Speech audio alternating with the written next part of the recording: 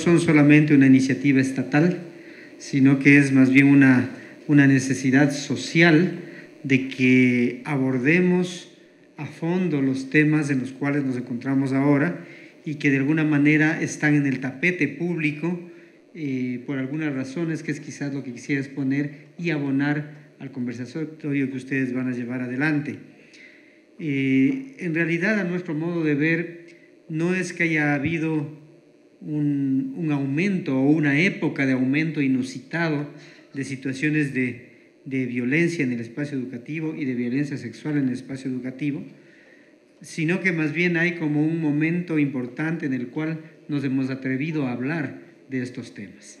Creo que eso es importante, y no solamente a hablar, sino que creo que nos hemos atrevido a actuar. Y me refiero una vez más a toda la sociedad y no solamente a las instituciones, pero también nos incluimos las instituciones como tal. Realmente el momento en que nos encontramos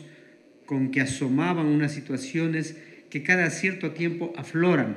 están presentes siempre, pero cada cierto tiempo afloran, se dieron quizás un par de quiebres que es bueno señalarlos porque creo que pueden aportar a la discusión, y es el hecho de que primero no solo se dio la cara, sino que se enfrentó y nos empezamos a preguntar con el ministro Fan de Falconía a la cabeza sobre cómo enfrentar estos temas, pero ante la necesidad de realmente enfrentarlos como tal. Y hubo un punto muy importante, y es el hecho de haber definido que la acción de educación no solamente tiene que ver con calidad y cobertura, que son fundamentales, sino que tiene que ver con derechos. Y no me refiero al derecho a la educación, sino a la presencia de todos los derechos dentro del quehacer educativo y dentro del sistema educativo. El haber marcado como uno de los 3 grandes ejes de acción de este ministerio permitió que cuando nos topamos con las situaciones, cuando se evidenciaron situaciones, cuando se presentaron de manera pública situaciones, regresemos a ver a nuestro propio planteamiento y digamos, bueno, si estamos dispuestos a entrar en derechos, ¿qué implicaciones tenía esto como tal? Un segundo elemento importante que debemos señalar es el hecho de que, sobre todo cuando nos topamos con violencia sexual, nos dimos cuenta de que no solamente hay que apuntar al victimario, a quien está generando esto, sino que evidentemente ha habido, históricamente siempre, no es un problema de señalar con el dedo a alguien, pero que históricamente ha habido un ambiente de ocultamiento, un ambiente de espíritu de cuerpo absolutamente falso, pero existente, un ambiente de, no sé si la palabra sea tolerancia, porque no creo que se haya tolerado con buen gusto, pero un ambiente de un ocultamiento importante. Y en el momento en que, analizando la situación, quedó absolutamente claro que quien participaba de un encubrimiento, en este caso, o sea, el ocultamiento es encubrimiento es una palabra más de técnica jurídica,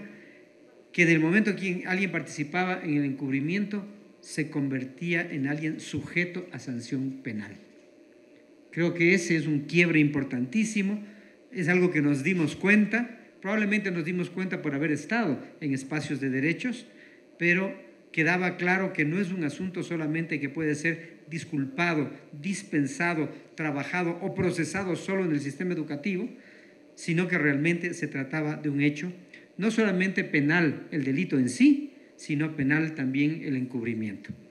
Y eso nos permitió descubrir con relativa rapidez que los procedimientos que se daban dentro del sistema educativo para enfrentar estos temas eran procedimientos, que lo diga así, que daban vueltas, que empezaban a dar vueltas, que incluso se atrevían a poner tiempos mayores que los tiempos judiciales para tratar los temas como tal. Tanto tiempo para presentar ante los rectores o directores de unidades educativas, tanto tiempo para presentar a la dirección distrital, tanto tiempo para ir a la zonal, y la suma de tiempos excedían los tiempos judiciales. Creo que ese es un quiebre importante que permitió crear este espacio o este momento que estamos viviendo, que es un momento que en parte se desarrolla con esta reunión, con este conversatorio, que es enfrentar los temas, pero además enfrentarlos con decisión. Y quizás un último tema que es importante es el hecho de regresar hacia atrás, de no solamente plantear lo que grave lo que estamos viviendo, que grave las denuncias, qué hacemos para evitar que ocurran en el futuro, sino que se tomó la decisión de revisar los casos hacia atrás. Hace 2 semanas atrás, calculo, siempre el tiempo en este ritmo de trabajo se pierde un poco, 2 semanas atrás entregamos por disposición del ministro a la Fiscalía del Estado 107 procesos administrativos que se habían llevado acá y que se habían archivado. Archivado quiere decir que no se consideró mérito para que el proceso siga, simplemente se archivó. ¿Por qué hicimos esto? Porque empezamos a revisar hacia atrás y nos entró la sospecha de que pudieran no haber sido bien procesados. Pero además nos entró una segunda sospecha. ¿Por qué se procesaron solamente en vía administrativa y no pasaron a la vía judicial? Y no pasaron donde debía estar. Me refiero a casos de violencia sexual. Ustedes están tratando el tema de violencia más en conjunto, pero creo que el mirar situaciones tan complejas y duras como son las de violencia sexual también da luces, da elementos para poder responder también a los otros temas y sobre todo para poder tomar decisiones como tal. Entonces, esos elementos que le digo, haber incorporado derechos, haber en los casos que se tratan de delitos, el judicializarlos y el judicializar también el encubrimiento y el hecho de entrar a investigar hacia atrás, creo que son elementos que han sido útiles o que están siendo útiles para este tema. Quizás un elemento más de aporte al conversatorio, como ven me he metido en el conversatorio, pido disculpas por ello, y no he hecho solamente la parte formal, es que además no solamente fue un tema del Ministerio de Educación, sino que fue un tema asumido por, yo diría, 3 ámbitos más. Uno, no sé si toda, pero gran parte de la institucionalidad del Estado, no solo el sistema educativo. 2, porque fue asumido por la propia sociedad a través de movimientos y organizaciones sociales preocupados directamente por estos temas. Y otro elemento también es que fue compartido con instituciones, llamémoslo así, más formales, con cooperación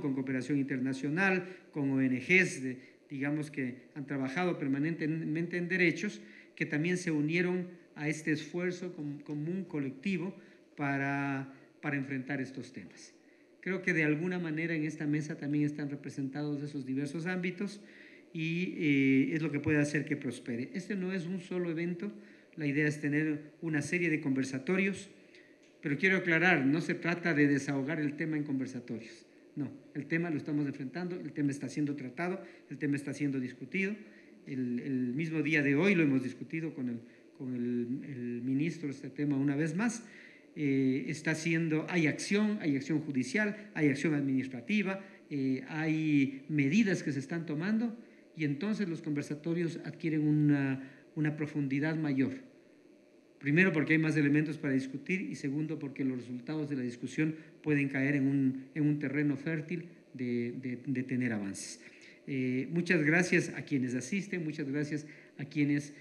participan de este conversatorio.